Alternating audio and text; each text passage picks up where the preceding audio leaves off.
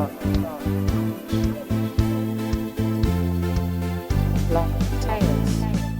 Hi everyone, this is the BLOCKTALES podcast. I'm Katharina from Luna Vision, and today I have with me Maria Ineva Olms from Ecolens. Hi Maria, so happy to have you with us. Hi, Katharina, and thank you so much for inviting me.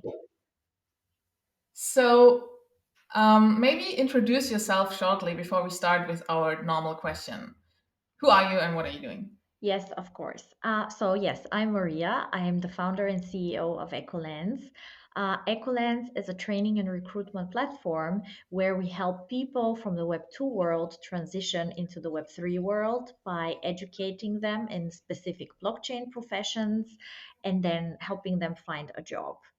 And I have started my blockchain journey probably around 2018. And recently I started my own company. So in the beginning of 2022, I started my own company. So now I'm a blockchain founder. That's super amazing, and we will definitely come back to this topic later. But let's start with our usual first question of the podcast episode, which would be, how would you explain your Web3 everyday life to your grandma? Yeah, when I thought about answering this question, actually, I don't really explain the Web3 stuff. I explain more of the traditional stuff that I do. So, because Ecolens is doing a lot of training, so we're educating a lot of people, and we have a lot of training sessions, workshops, and yeah, all of this stuff. Basically, I tell her I'm something like university professor. So, because she used to be a teacher, so she understands that. And then she's very excited that she imagines I have my own university or something like this, which is kind of, similar. Ecolens is trying to be an educational platform for a lot of people. We do also other stuff, but education is a big part of what we do. So, yeah, this is how I explain to her what I do in my everyday life. I think that's super cool because it's actually like an approach that works for basically everyone, right? You can just try to find a touch point Yeah, from the old, like let's say, old world, yeah. and then try to explain what you're doing using this touch point for others. So is this also an approach you are like using with others, or is it just like grandma specific? Well, with everyone, I try to first understand what's their background in order to explain to them what I do in a language that they would understand. Because I think the problem with blockchain is that it has a lot of buzzwords that sound so complicated, and this scares a lot of people from learning more about it. This was also the case with me when I started. So the first thing I do usually is just ask the people what do they do, so I know how to relate to them when explaining what I do and if I have to explain blockchain. For example, my neighbor, she was asking me about this, and she has no background in finance or tech or something like this. So with her, I had to be very careful, so I don't scare her because a lot of people just stop listening, when you start using words they don't understand. So it's very important to first understand where the people come from and then try to explain it in a very simple and relatable for them way. Yeah, listen first. I think that's a good start Yeah, for every conversation. yeah, I mean, someone has to talk first also, but I think that's good to get to know where you can actually follow up with the people. yeah.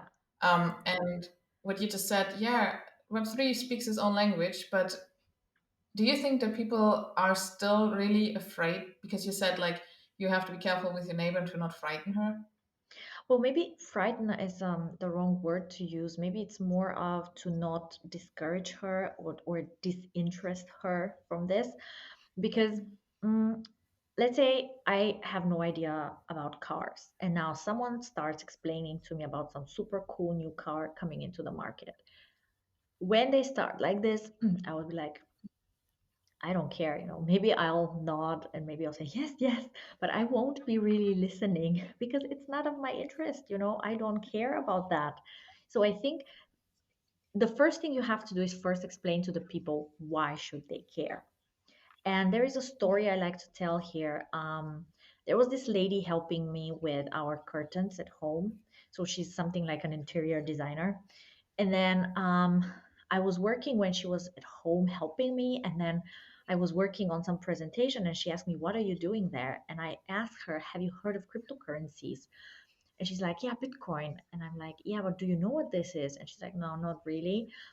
And then I tried to be very relatable to her, and I asked her, "Well, do you know about the scooters driving around, that you can rent a scooter?" And she's like, "Yeah, yeah, I use that, to go places." Then I explained to her that they run on a blockchain technology. And then I tried, using like a use case that she knows, something that relates to her, and then explain to her how something from her everyday life is using blockchain technology. And here in this case, the Helium blockchain. Of course, I didn't go into detail and everything, but like, use something relatable to the people to explain it to them. Otherwise, they will just not listen to you because they're not interested. Yes, that's true. And actually, I just learned something. I did not know that they are running on a blockchain, their Yeah, systems. not everyone, but some of them are using the Helium blockchain, to because it's something like a wireless network that provides them the data network so they can run on it. Yeah, Interesting. Cool. yeah, I'll definitely have a look into this later. yeah. So speaking of, you just said you entered the blockchain space around 2018. So how did you get started? You have a financial background, right? Yes. How did this happen? Well, my passion and my hobby is investing, and it always has been. I love the topic of money and investing.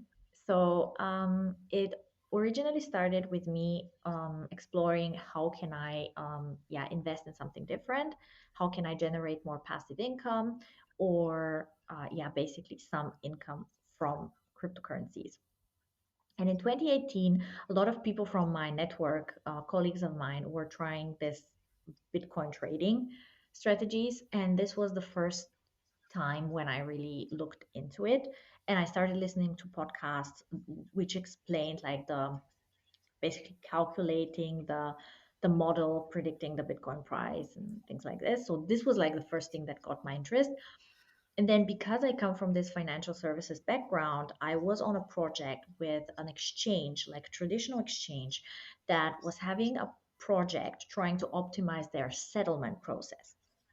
And then I was exploring different use cases, or like different ways to optimize the settlement process. And I then read about XRP and their basically solution using blockchain technology to do instant settlement.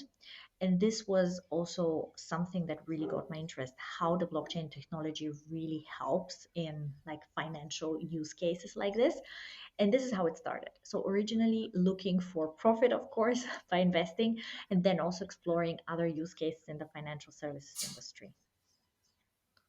And I guess you also did your own research, and before you invested, you just looked stuff up and tried to understand it, right? So for everyone out there listening, please do this also. Yeah, of course. So for me, actually investing in cryptocurrencies has a lot with trial and error, has a lot to do with trial and error. Of course, in the beginning, I had no idea how to analyze cryptocurrencies. And something that I learned from an influencer in this cryptocurrency investment space, which is Kiana Danielle. She wrote the book Cryptocurrencies for Dummies. And I interviewed her once, and she told me that she analyzes cryptocurrencies just like she analyzes stocks, like the companies behind the stocks.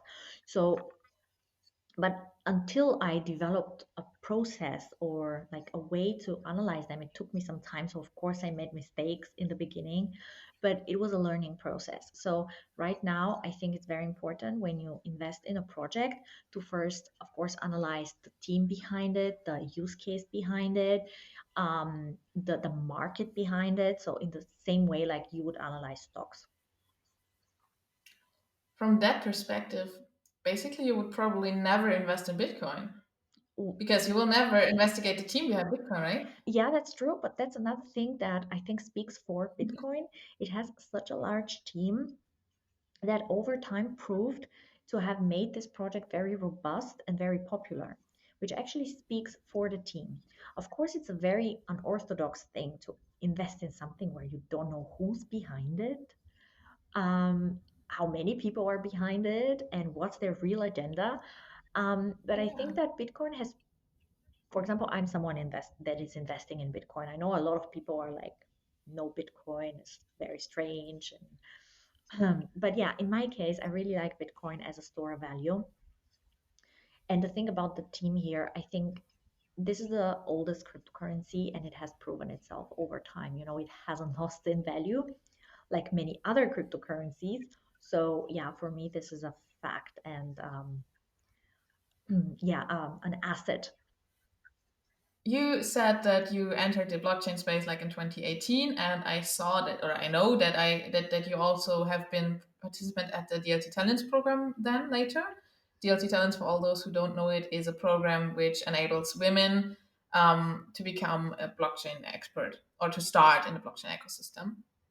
And when one is Googling you, you can realize that you are actually also pretty much into content creation by now. So you are on YouTube, on Medium, LinkedIn, Twitter, Instagram. I hope I didn't forget anything. How did this start, and then why did you choose to become a content creator? Was it because you also learned from influencers? Why? Why? How? Maybe first it started because I really like doing videos. I really like doing videos. This is something that I love. It's my way of being creative. So I had a very uncreative job in the past, consulting financial services institutions. For me, this is a very uncreative job. So, well, the most creative thing is maybe making PowerPoint presentations. So being creative for me was starting my Instagram channel, like doing videos of my everyday work life. I was traveling a lot. I was showing like cities I went to or hotels and stuff like this. When I moved into the blockchain space and I did the DLT Talents program that you said, one of the tasks was to do an interview with someone and to make a video. And I loved it. I thought it's so cool to do interviews with experts and to post them. And my first interview had a lot of success, and I thought it's something I'm having fun with, and I'm meeting new people. It's a great way to expand your network and to meet new people. At the same time, learn something new, and at the same time, create a portfolio for yourself. Because now, if someone Googles me, they can see these videos, they can see that I know these people, that I have spoken to them about certain topics and I'm aware of these topics.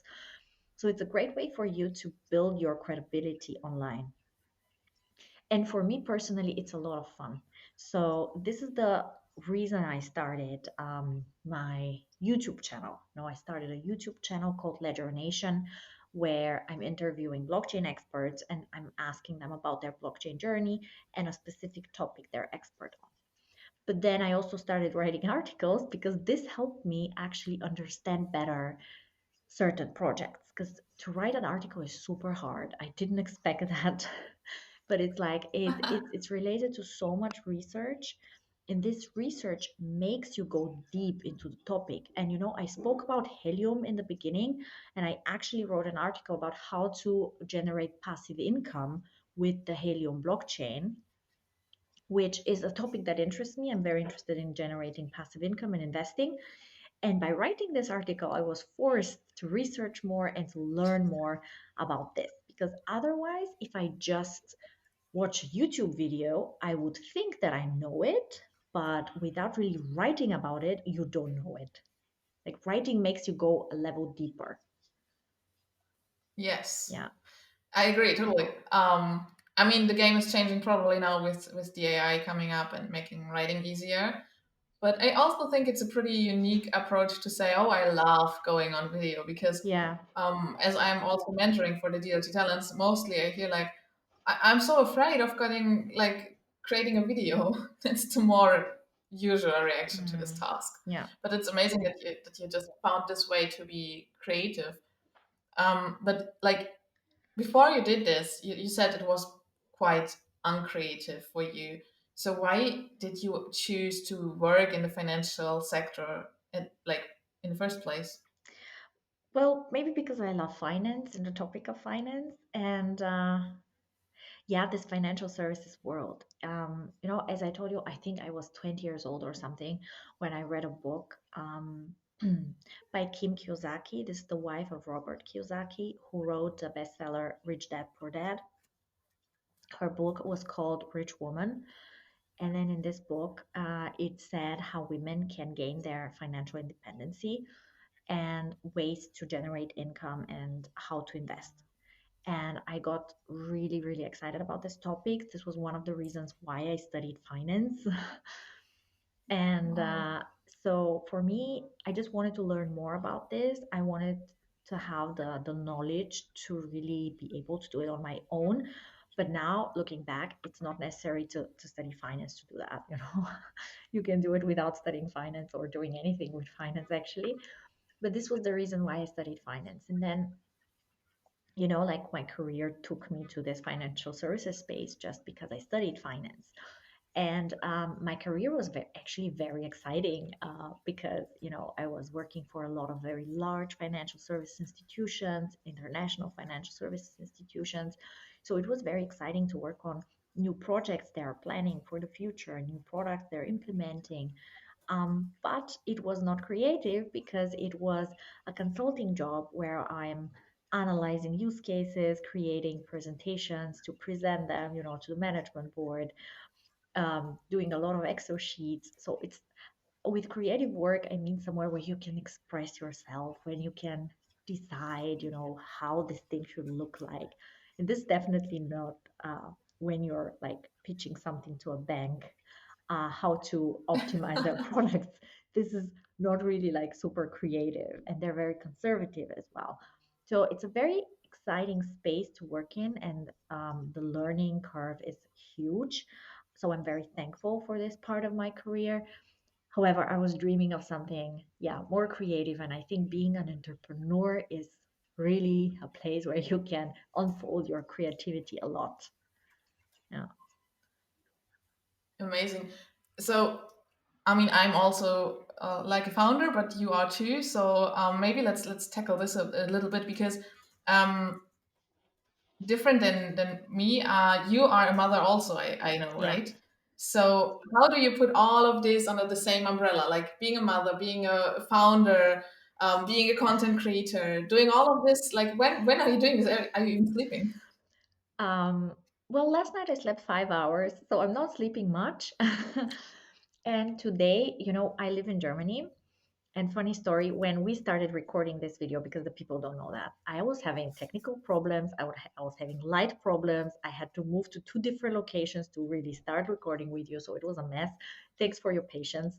The reason why I didn't have a good setup in the first place is because I just came home from the kindergarten because my son just started going to kindergarten, or the thing that's before the kindergarten. So he's two, so he just started this pre-kindergarten stuff.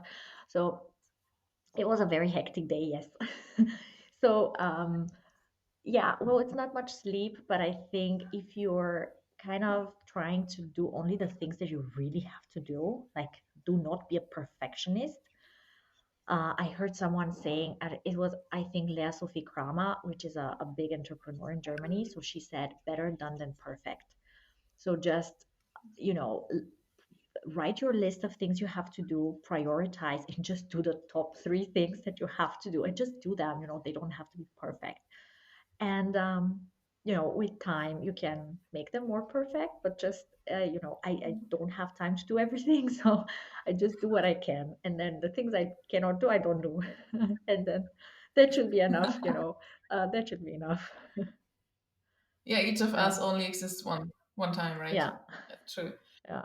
So being an entrepreneur for you is also like kind of stressful, probably. Um, yeah. Yeah, yeah, it is stressful, it is, but at the same time I think it's a good stress if you like what you do, because having a job, being employed somewhere could be also very stressful. They're so stressful jobs. But being an entrepreneur, you know why you do it. It's your company, Yes. it's your baby, so you have different incentives there. Yeah. 100% agreed. Otherwise, I think if you're not an entrepreneur, you would never put all this effort in Yeah. like a company Yeah, because exactly. it's not yours Yeah, in exactly. the end, right? Exactly. Yeah. Yes. Do you have like the feeling that it's more difficult for you as a mother than it would be for you if you would not be a mother? Does the like the German regulative system more support you, or is it more difficult to be like in this position as a founder? Um, I haven't thought about this honestly. So, first of all, I believe that the more you have on your plate, the more organized you are, and the more you actually do. So, I had periods in my life when I didn't have a lot of work, where my projects were like they didn't expect much from me. So I was just not doing much. And I was watching movies and going out and like chilling, you know? So if Yeah. you don't have a lot on your plate, it's also nothing is happening. So this stress, let's call it stress, and this task that you have just make you be more productive, do more, and yeah, progress more. So I don't think being a mother is something negative in this case, especially if you have help. Of course, you don't like if you're not sleeping at all, if you're super stressed about something and you have an unhealthy life, of course it's not good. But this could happen also if you're not a mother, This could happen also if you're doing something else and you just have a very stressful job.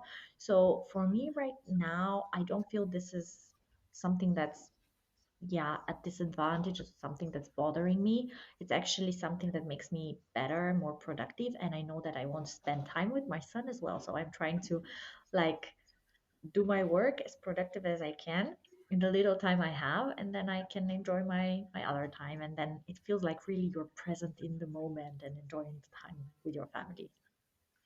Yeah. It's really great to hear that, and also that you say like if you want to have both, basically go for it and just go out there and try. Yeah. Because as we are like Blocktails, we are also having male guests, but we are focused on women as per our concept.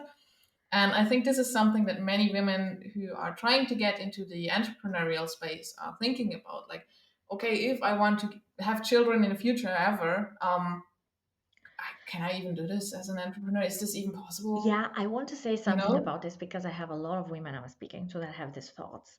So I also used to have them. And then I read the book of Sheryl Sandberg, Lean In. And then she was speaking about this phenomenon that women have, thinking about things that are in the future and deciding their lives based on things that are in the future. And she was I can like, do that very good. yeah. And she was like, first of all, do you have a husband? No, you don't. Second of all, do you know if you can have children? No, you don't. Then, third of all, do you know how fast you can have children? No, you don't. So, why are you making decisions now based on things that are sometime in the future? So, this is why I believe that we just have to live in the moment. Very bad things can happen tomorrow to you. You don't know that. So we have to, build our lives today based on what we have today. Of course, you can have plans in the future, but that doesn't mean that even if you have three children in a year, let's say you're pregnant with triplets, that could be very Okay. scary. But even then, maybe you Yeah. can manage, because you have enough time to plan for this. So I'm saying to all my female friends that are saying, "Oh, but I'm planning to have children in 2 years. Can I be a founder now?" And I'm like, "Look, you have 2 years. 2 years is a lot of time. 2 years is a lot of time. First of all, you don't know if it's like having children is nothing that you can really plan that strictly, right? But like 2 years is a lot of time. You can build a company in 2 years and a great team to support you, and you can get help to support you. So just start, start. And if you see in 2 years, okay, it's not working out, then stop. What's the problem? Yeah. I mean, I guess, triplets would be really scary. Like, I think I would be super, super overwhelmed with that. I know, I know. But yeah, I think like 20 years later, looking back, you would be like, oh, I'm so grateful. I had triplets, like three at a time, and then it was Yeah, all. I mean, in that case, it's also like 20 years later, oh, I did all of this in one cohort. Yes. I did not need more. Yeah. Yeah. Yeah. But I think in the time being, it's kind of Scary. stress Yeah. Yeah. level. Yeah. Exactly. Yeah, Yeah. Yeah. totally. So yeah, has it also been like your approach for like just starting as content creator? Just do, and if it doesn't work out, then stop. Yeah, and also one more thing about, there are all these perfect women on Instagram creating content. And recently I noticed in the Web3 space also some like ex models, like super pretty girls posting stuff about Web3. And like it gives you a level of anxiety, like, okay, do I have to do like super beautiful pictures or like super fancy videos to be a content creator in the Web3 world? And I'm like, no, like, No. just do something. There will be people that will watch you and they will like you and they will follow you. And if not, who cares? Like, Yeah, also, I think like Web3 is more about the community than any industry before, right? And it's like also to some extent about the honesty of the community. So who is actually building in Web3? It's us, and probably not the ex top models, yeah, yeah, which are great at making like at taking pictures. I will admit this, but I have not seen any of them building a company yeah, yet as a female founder yeah, in Germany in the Web3 space. So I think content creation in that matter, like you and I do it, it's much more honest.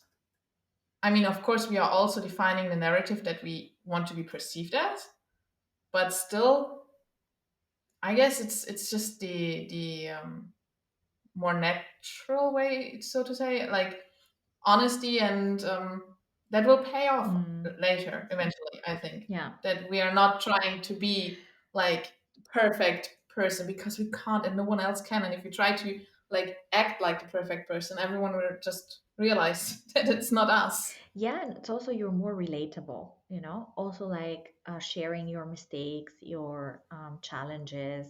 I think that makes you more relatable. And for me, first of all, what's the reason of creating content in blockchain? For me, it's learning and expressing my creativity. These are the two reasons. I'm not doing it because I want to have 10,000 followers or a million followers. Of course, if they come, perfect, but if they don't, I don't care because this is not the reason I'm doing it. And I believe, I follow people that I feel related to somehow, that have similar stories or similar challenges, and that's why I follow them. So I think the more real you are and the more you share from your own experiences, that makes you more followable.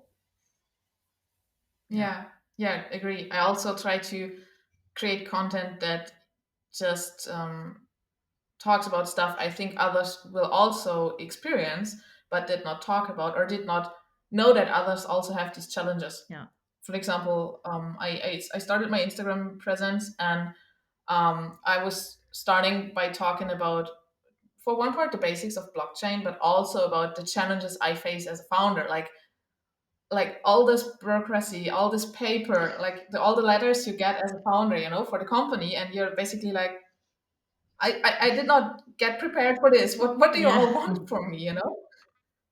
I guess you also had like moments like this when you got letters and you're like, okay, what does this tell me? Like, for example, from the financial authorities, yeah, like ten pages yeah, letters, and you're just like, okay, it's numbers and it's tables, and I have no clue yeah, what it's telling yeah, me. yeah, And definitely. then you really sit down and learn and read it twice to understand what they actually want to tell you. Yeah, yeah. And if you remember, I wrote you once, yeah, let's create like a support group for founders when we get stuff Yes, like this, true. how the other one managed. Yeah, And we should still do we this, should by the still way. do that. Yeah, yeah, Yes, because it's just like crazy stuff sometimes, yeah, and like, crazy bureaucracy also. So I think still we are around half an hour now. So maybe let's wrap it up with our two questions that we always ask at the end of our episodes, which would be the first question, and that's what is a topic that you are super interested in, but you don't know much about yet? And then tell us why you don't not know much more about it. Yes, so definitely now with the whole hype about AI, this is something that I don't know much about and I would like to know more about, and especially two things about it. First, the applications of the AI in blockchain, the real applications, not using ChatGPT. Um, but the second thing is how actually to use all these new AI tools for your business. Because currently, for example, I'm extremely interested in content creation because this is how I grow the company through content creation, and also about growth hacking. So, how to use these AI tools for this. The reason why I don't know much about it is because I didn't invest the time to know much about it. So, really, I think the best way to do it is just to, I don't know, close yourself in a room for a weekend and then just dig deep, watch videos, read papers or articles about it, and also talk to people using these tools already. But this is something that I would like to know more about. Understandable. I think that's something we all want to understand better. Even though I think just a minimum part of the population will ever understand what's really going on in the back end there. Mm, We will maybe know how to call the API or how to, I don't know, how to use it. But what actually is going on in the algorithms, I think this is gonna be like a miracle for most of us forever, yeah, yeah, or at least for the people in our generation. Who knows? Maybe our children will yeah. learn how to program an AI in kindergarten or something. Maybe We exactly, don't know maybe, yet. maybe. It would be cool though. Yeah. Okay, so last but not least, tell us your block tale. So your favorite crypto story in more or less 30 seconds by finalizing this sentence. Once upon a time. Yes, this is very difficult and I'm not prepared. But the first thing I came up with is once upon a time, one of my ex colleagues decided to quit his job in the financial services space and went to Dubai to try his luck in blockchain. And now he has an awesome job that he found on Twitter. So in blockchain, everything is possible when you're creating good content. He found it what because he was posting very cool financial strategies on Twitter. And he just leaned in and quit his job and went to Dubai because he thought it's a cool place to be for a blockchain. Amazing. Yeah, That sounds really cool. And it's a super optimistic yeah. last words to this episode. Thank you so much, Maria, for being with us. And hope to talk soon. And to all the others out there, see and hear you in the next episode. Thank you, Katharina. It was great being here. Bye.